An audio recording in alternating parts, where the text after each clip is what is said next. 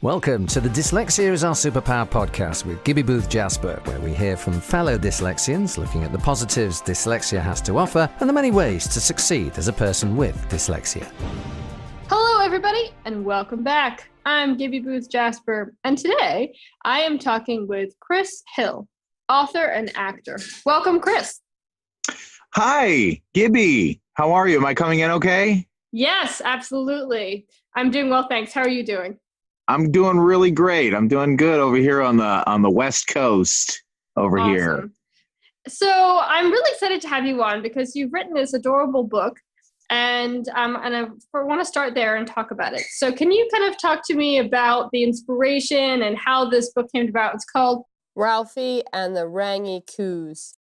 Ralphie and the Rangy-Coos. Yes, I've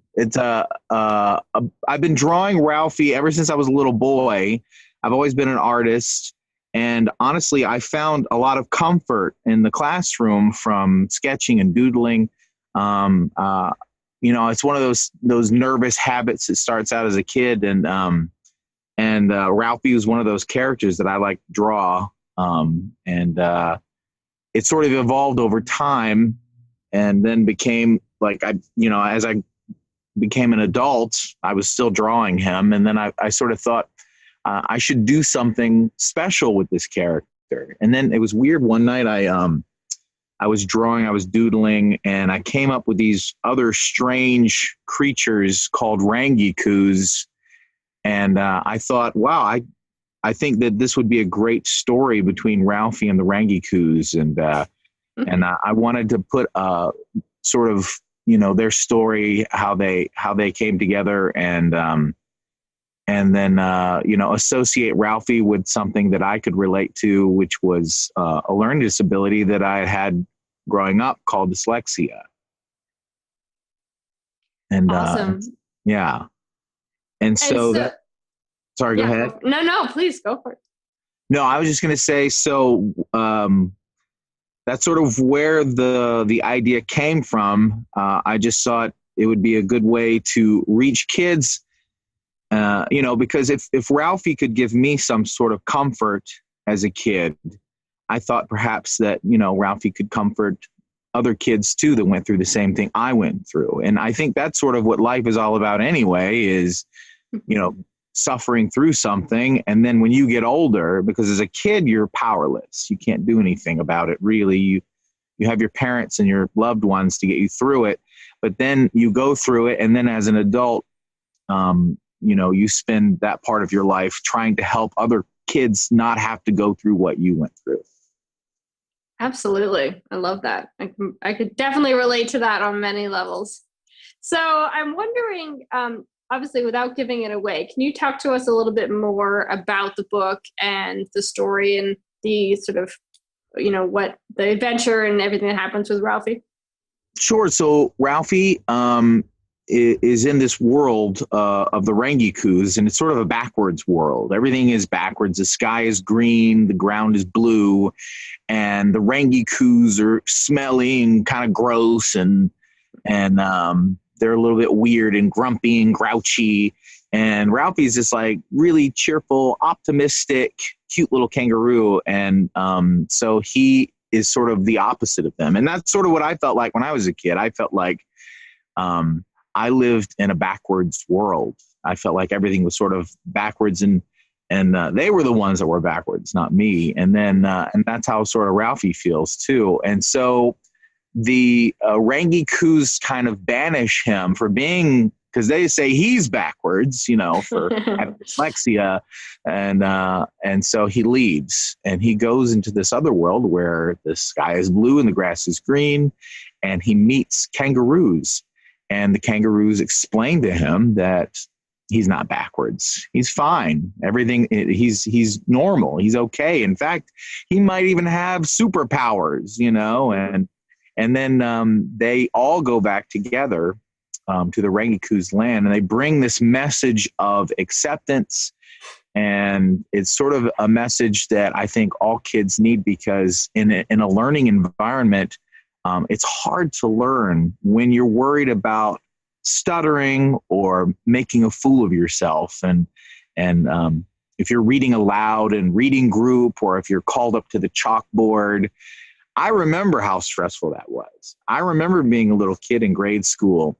I had one teacher in third grade. Her name was Mrs. Bell, and she would call me up to the blackboard just to make fun of me in front of the kids. She thought she was being funny. Oh. And I know that I don't want to badmouth teachers, because I know there are a lot of wonderful teachers. My mother was a public school teacher for 30 years, and I love teachers.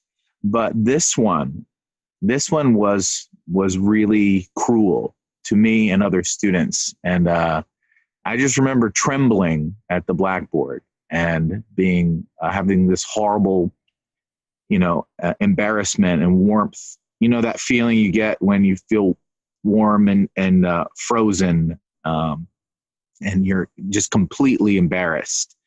And she wouldn't let me sit down until she'd gotten a good laugh at me messing up at the front of the chalkboard. I hope that she's not teaching anymore. I'm sure she is. I'm sure she's long retired. But and you know what? Maybe I should thank her, because it was in part her bullying me in front of all those children that made me realize that I didn't want any other kid to ever have to go through what I went through. No child should ever have to go through that, especially from a teacher. And so, it comes from that place. So while I was up at the blackboard, and the kids were laughing at me, there was one girl named Allison Rosenberg, and she would always come to my rescue and say, stop laughing, Chris, not funny. She would take up for me. She was like my little knight in shining armor. That's so wonderful. And was she saying that to the teacher, to the other students, to both? She was saying that to everyone. She was a little pistol. And I remember she would confront the teacher. And I remember there was actually a teacher because sometimes the teachers are monitored. They have someone that come in and monitor the class and evaluate your class. And she was so nice that day. She didn't make fun of you. She didn't bully you. She had this whole different persona. And Allison goes, "Why are you acting different today, Miss Bell? Why aren't you making fun of the kids like you usually do?"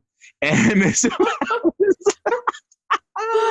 like, "What? No, I would never do that. No, I'm not like that." And Allison's like, "Yes, you are." Man, that's awesome. And were you guys good friends, or did she just, you think, just come to your rescue because she just saw what was going on? Well, I wanted to be her boyfriend, and I think she liked me too. We were kind of a boyfriend girlfriend thing, but third grade, it's like kind of awkward, like an unspoken thing. So, but you know what though? She had a good heart though. She's just a really good person. I think that just came to her naturally, even if she didn't, like me, like me. I think she would have still come to my rescue. She was just like that.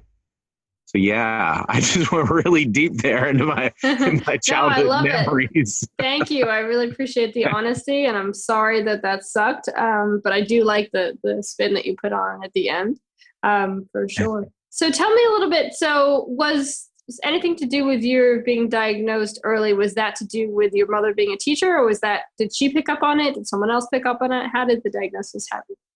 I was in kindergarten, and I wrote my name backwards perfectly. And it was just one of those things where they were teaching me how to write my name, and I wrote it backwards and didn't notice, didn't even see anything wrong with it. And it was just consistently me writing my name backwards. And they're like, "This is not the right direction. You have to write your name this direction." And I don't know how you explain that to a kid. It went right over my head. I don't know what direction you're talking about, but this is me writing my name. I don't know what you want from me. I did not know which way a D or a B went. That was, I still to this day have trouble remembering which way J's go. I have to think about it. I have to be like, all right, J goes this way. It really is like a memorization thing. I think with dyslexic, I can't speak for all dyslexic people, but for me, it's definitely, I have to remember which way a J goes. It doesn't just come naturally. I don't just I'll write a J backwards like in a second and not even know it. but yeah, as a kid, they took me to a facility, and there was all these people that would come and test me. And I remember being very little. I was very little. I remember because they were showing me pictures of a barnyard with barnyard animals, and they were asking me questions about the barnyard animals. And I just went off on a tangent with this lady and just started having this conversation like a little kid would. Like, do you like barnyard animals? Have you ever been to a barn? It's fun. And like, I remember when I went to my friend's house and they had horses and I got to ride the horses. I was that kid that just went up. And they were like, your son has dyslexia. He also has ADD because he cannot focus on anything. I was having all these conversations with all these adults. I think it's because I was getting all this attention. And as a little kid, I thought that was cool. Everybody wanted to talk to me. But yeah, I was diagnosed that day with dyslexia, ADD, and I had reading comprehension problems, and I had a problem with comprehending numbers and math.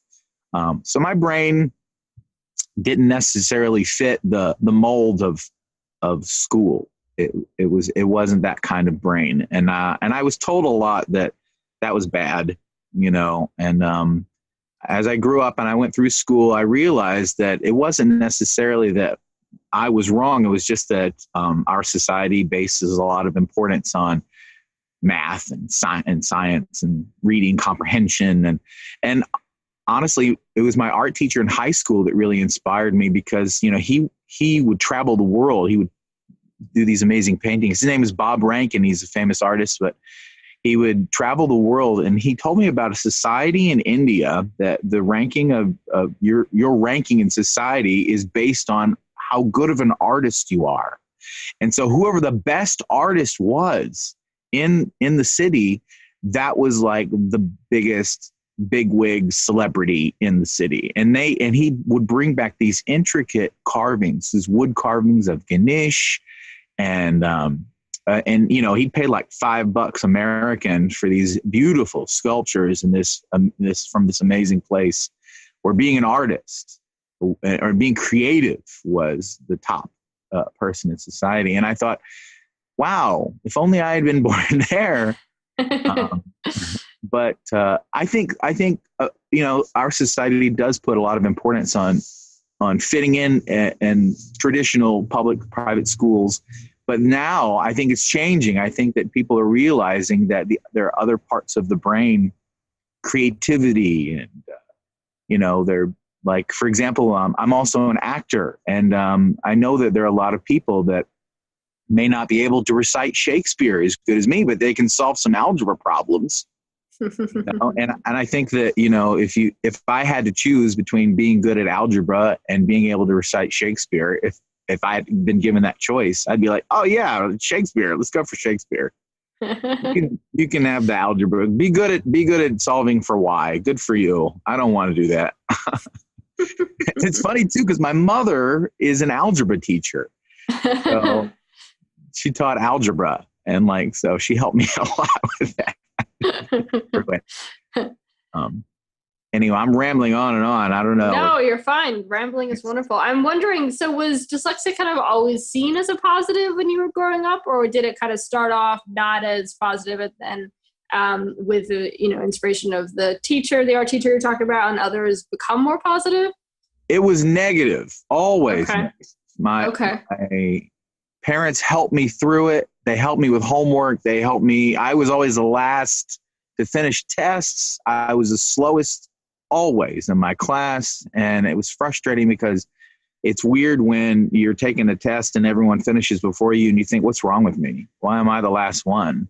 And it was always negative. And then when I got to high school, like I say, my teacher helped me. But then I went to a special college, a junior college called Lewisburg College. And they specifically deal with dyslexia and learning disabilities students. That's what that college has, a really great program for that. And those teachers actually, they were like the first ones to really say to me, it's not that you're disabled or you have disabilities. It's just you learn differently. Your brain learns differently and your brain works differently. And your brain works really well with this thing, but not necessarily this thing. And that's okay. So I think it was college. And I know that's crazy because it took a long time to get there. And for someone to actually say that to me, that's how long it took. It took me to get to college. And that's not right. And that's another reason why I really think Ralphie and the Rangy-Coos is really important, because I'm telling kids right out of the gate, as soon as I get to grade school, hey, I'm telling you the message that I got in college. So, don't feel bad, and don't feel like, and to other kids who don't have dyslexia, understand dyslexia, and don't look at that kid at reading group who is reading slower than you and say, oh, what's wrong with you? You read slow, because they'll do it. Kids will say it. They're very honest. And so you have to be very honest with them as well, and say, listen, they have dyslexia and their brain works differently. And so now, you understand, and please don't call them stupid, because, that does happen. That word gets thrown around a lot when you're a little kid, because little kids say stuff. And I, luckily I was a tough kid. I didn't let it get to me too bad. I probably, because of my mother and father were so encouraging, that helped a lot. They wanted to put me on Ritalin. I remember that very vividly as a kid. I think a lot of kids in the 80s had to deal with that, where teachers, the easy out for some teachers was, let's just put them on Ritalin. And my dad was like, no, you are not putting my son on some experimental drug that has not been tested. No, thanks. And I remember, I was just, I had no say in it. I'm so glad I didn't take that stuff, and I'm glad that education is the way now, and we're not really relying. Well, I guess there are still some drugs that people are using and stuff. I think it's easy to get disheartened, and it's easy to lose heart whenever, you have a child that you see that they're suffering and you want to ease that. And I think drugs is a very tempting offer to say, well, if he takes this pill, then he's not going to suffer in school anymore. And I would say, don't do it. Just, there are ways that you can get through it. And whatever you do, don't be disheartened. So all the parents that are listening to this, don't be disheartened by your child's dyslexia or ADD or whatever that they're dealing with. I know it's easy for me to say, but I went through it, and you can get through it. They just need love and encouragement and encouraging words. And you got to tell them they're smart, and you got to tell them that there's nothing wrong with them. And try to avoid making a pill the solution to it, is my advice. So I'm wondering, thanks for that. I'm wondering, going kind of back to your story, talk to us kind of so was high school pretty tough for you? Oh, yes. Very tough. I remember being because they group you together. They'll put you in special classes with other kids that have learning disabilities like you. I remember being with those kids, and we talked about how for every hour the normal kids had to study, and that's what we called them, whatever. We didn't know what else to call them.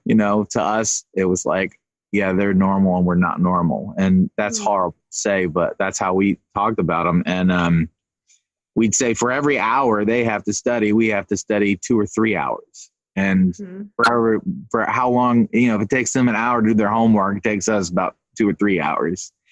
And I remember trying to get into geometry, and they put me in geometry, and I remember going in there, and I was like, oh man, this is not good. That was a horrible class, and I couldn't do it. I just couldn't figure it out. And it's a lot of memorization and a lot of comprehension with numbers and stuff and formulas. And they had to put me in a different class. They took me right out of geometry and put me in something else. And I remember being so embarrassed by it because at that point I was like president of the drama club and I was leads in shows and I was, I was an AP art student and I was, people saw me as being really smart. And I remember I was in that basic math class because I couldn't hack it in geometry. And they were trying to find me to give me a message about something to do with drama club after school. And nobody could find me. They went to my old geometry class. I wasn't there. Where is Chris? And they figured out, oh, he's in the little trailer with the special kids behind the school in his basic math class. And I remember just being like, it's not, don't make it sound like that. No, it's not like that. I mean, it really was like they tried to make it seem like, oh, well, he's in the special class. Mm-hmm. And that was really embarrassing in high school. And it's sort of like, how are you the drama club president and you can't figure out math? And it's like, you want to explain to them, well, those are two separate things. Definitely. Things. So but yeah, acting was something. Yeah. So acting was something that came very easily to you and you really enjoyed? That was another escape for me. Yes. Yeah. I remember I got involved with an improv troupe and I did this thing called Comedy Sports in my city that I lived in. And my high school teacher came to me, my English teacher. She was also in drama, the drama teacher. Her name is Miss Carlisle. And she came to me and said, someone's dropped out of the play and you're really funny. And I want you to be in the play, Flowers for Algernon. And I was like, okay. And so that was my first play that I ever did, Flowers for Algernon. I played this like mean bullying character. And I remember I was nervous. I was so nervous. And I think that a lot of those nerves came from being in front of kids at the blackboard, like I told you about that one. She really sort of implanted that, embarrassment in being in front of people. And for me, it was like, I'm not going to be scared of being in front of people anymore. I don't want to be nervous getting up in front of people anymore. It was kind of like fighting that the trauma that I had gone through was, getting in front of people on a stage. And I remember being so nervous, but I did a great job and everybody loved me. And so I auditioned for the other plays and I actually got lead roles after that. And then I had a really big lead for the musical, The Fantastics. I played El Gallo, which is the lead role there. So I had to sing and dance and act. And that was sort of my comeback from being traumatized. And I got used to being in front of people again. And instead of doing math problems, I was doing something I could do. And having thousands of strangers applaud for you it really does destroy any fear of being in front of people. You're like, oh, okay, I'm okay. And so I got involved with acting in college and then I did all the shows at East Carolina University and at Lewisburg College. And then I went to New York for a little while and did some acting up there, but then it's too cold. And so I moved to California. And I've done pretty well for myself. I've been very lucky. I've done lots of commercials, probably over 100 commercials. People have probably seen me in things and not remembered me because who watches commercials, right?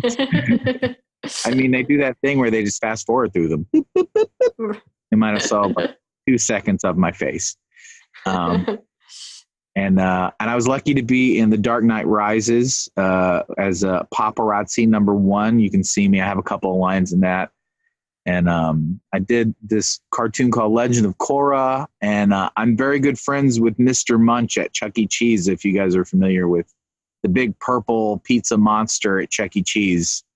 I'm very close friends with him. That's all I can say.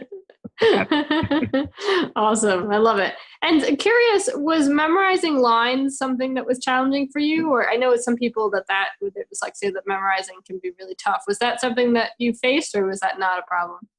That's a very good question. And yes, memorizing lines was very difficult. In fact, it still is to this day. That's something I had to figure out.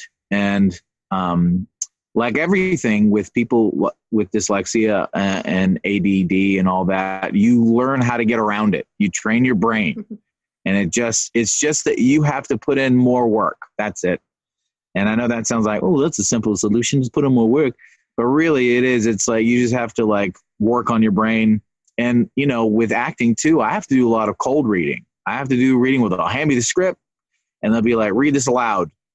And I just really worked on that too and practiced that a lot. I'm very good at just reading something off the top of my head. If somebody just hands me a piece of paper and says, read this aloud, I'm actually very good at that. But that came with me working on myself and like training my brain. So, I mean, that goes back to the whole don't be disheartened, because you can do it. You can absolutely do it. You can read out loud. It doesn't matter that you have dyslexia. You can train your brain. You can read out loud. You can memorize lines if you want to. You can do anything. It's just a matter of perseverance and just working on it and you know, proving people wrong that, you know, would doubt you. Definitely. And is dyslexia, is it something that you're very open about? Like if you go to an audition, do you mention it, or is it something that you tend not to mention at all? Well, it's weird. Sometimes I do mention it. And I remember there was one incident where I was at a reading and we were reading the script for the first time, and I inverted a line, the entire line. I said the line backwards, and I didn't even know I did it. I had no idea that I had done that. I don't even remember doing it. But everyone stopped, stared at me, like, and I was like, what's going on? What happened? What's wrong? And they're like, you just said that line backwards. And I was like, I didn't even notice. And then they're like, well, why'd you do that? And then you have to bring it up. Then you have to say, well, I have dyslexia. And I remember that particular director was very cool about that and really understood it. I had another director who was not like that. And he was like, there are no excuses. There are no excuses. You need to, I don't believe in that. I don't believe in that. He told me he didn't believe in that. Oh, and it's great. like, well, it doesn't matter that you don't believe in it. It's a thing. Yep. It's real. He thought it was me making excuses for being lazy or something. Like, yes, me saying lines backwards is laziness. Okay, cool. So sometimes you have to explain it and sometimes you don't. And but for me, it's not. For me, it's like I wear it as a badge of pride now. I really think that having dyslexia has given me certain abilities that I wouldn't have otherwise, like I mentioned before. And so it's like, yes, I'm dyslexic. And I have to tell people I'm ADD whenever I go to the movies, because if I hear anything or if anyone's talking during a movie, then the whole screen just disappears and I can't hear what's happening. All I hear is other people talking around me. Because with ADD, it's not that you can't pay attention. It's just that you can't focus on one thing. So you focus on everything and you hear everyone talking. You hear this guy eating popcorn down here. You hear this woman on her phone. You hear your friends chatting. And the one thing you can't hear or see is the movie. And that's the one thing you want to hear and see. So it's annoying. You have to be like, look, be quiet during the movie or else I won't be able to see it. So. Awesome. Well, I'm curious for you in particular, as far as what was the transition as far as, okay, so it's going to fill in the gap. So you went to high school, then you transitioned. Did you go to two different colleges, or was it Lewisburg College? You mentioned another college as far as acting. Right. Did you just...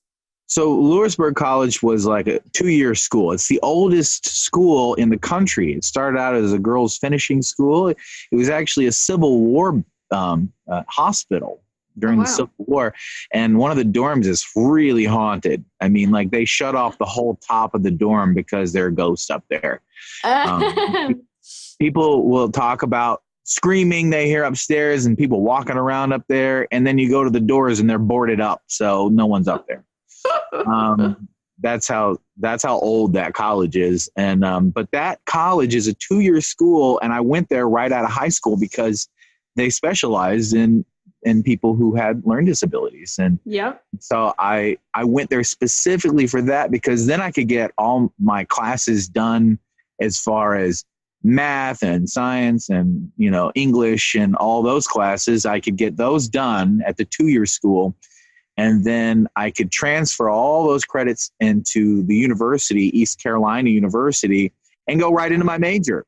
Gotcha. And then I could use the university to focus on art and acting and the things that, and see, that's how people plan, when you have something like, and like, I don't want it to seem like I'm saying like when you have the thing that I have, but it's like what we do to cope with it. It's like, all right, I'm going to go to this school and then I'm going to go to this school, and that's how I'm going to deal with it. That otherwise I would go to ECU, and who knows if they're sensitive to that? Who knows if I would get a teacher that's just like, we're just being lazy, whereas I knew that I was going to get treated the right way at Lewisburg College.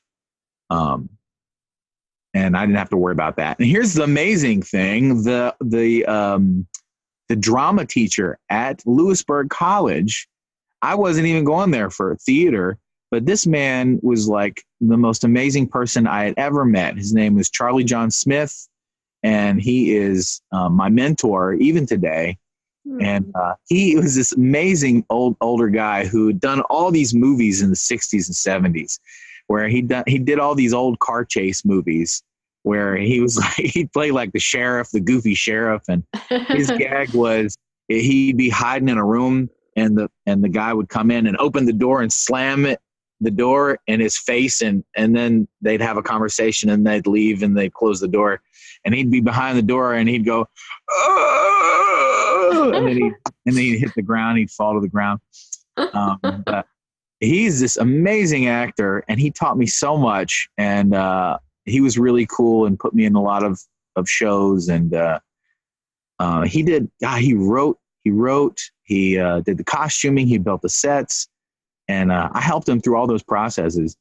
And I was so glad that I went to Lewisburg College first, that I got to meet him, and then go to East Carolina. But this is such a small school. No one goes there for theater. No one. It was just sort of like a side thing. But I guess that just goes to show you how things work out, how God looks out for you in your life. And, that's where I was supposed to be. It wasn't a mistake. It wasn't a coincidence. It's like, okay, I know you're going here for this, but you're also going to get a bonus. And things just work out that way, Yeah, that's wonderful.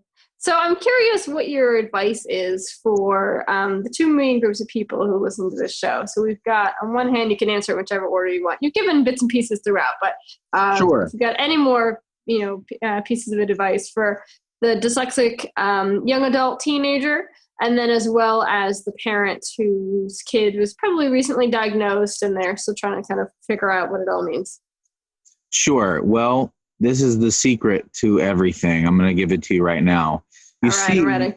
You see, there's this book on Amazon. It's called Ralphie and the Rangy-Coos, and only $99.95. And I'm just kidding. It has all the secrets of the universe locked inside of it. There you go. For a small down payment. I'm just kidding. No, I would encourage people to check out my book, but that's not the advice I would give. The advice I would give more than anything is, like I said before, don't lose heart. That's the easiest thing to do, is to be discouraged. Mm-hmm. It's the easiest thing in the world to give up. And it's easy, but just, you have to remember that all the people that don't understand, or I know this sounds really like pessimistic, and it shouldn't be pessimistic, but the bullies of the world need to be shown that there's nothing wrong with us. They really do. They need to be told that to their faces. And if you lose heart, and if you're discouraged, no one's going to be there to deliver that message to them. And it's a point of will. It really is. And a lot of people don't talk about willpower, but sheer will can overcome anything. If you just say to yourself, I have the will to work through this and to get through this. I have the will to figure this out. And just say that. It actually helps to say it out loud, really. I know you may feel silly. I don't care if you feel silly. Just say it. Say it out loud. Say, I have the will to work through this, to think through this. I'm smart and I can do this. And just say that to yourself and say, if I don't get this done, then the bullies win. If I don't say it to their face, then the bullies win. Just don't lose heart, I guess, is the main. Don't be discouraged. And make sure that, the message I have is Ralphie and the Rangikus. That's my message that I'm getting out there. And it tells the story of my experience with dyslexia, and it's going to help children, I hope, at a really young age.